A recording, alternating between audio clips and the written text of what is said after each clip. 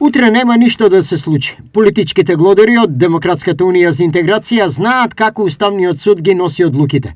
Вака денеска го коментира премиерот Христијан Мицкоски протестот на ДУИ пред Уставниот суд. Нивната цел беше сега како политички глодари да начекаат и да видат дека еве сега знаеме како идат процедурите, ние ќе правиме политички притисок и кога нема ништо утре да се случи, да излезат во јавноста, нормално тоа може само политички глодари да го прават, да излезат и да кажат еве поради тоа што ние правевме притисок, се одложи се тоа. Не функционира така работите, а на нив им е многу јасно како функционираат работите. Затоа ги молам, уште еднашка, нашите сограѓани албанци, македонци, сите, да бидат смирени.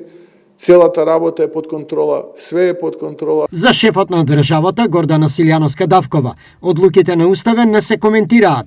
Тие се извршни, наспроти било какви изјави од политичарите, а во случајот од ДУИ. Како партиски, како лични, како субјективни, одлуките на Уставниот суд се конечни и извршни и лидерите на партиите и политичарите треба да се воздржат од коментари.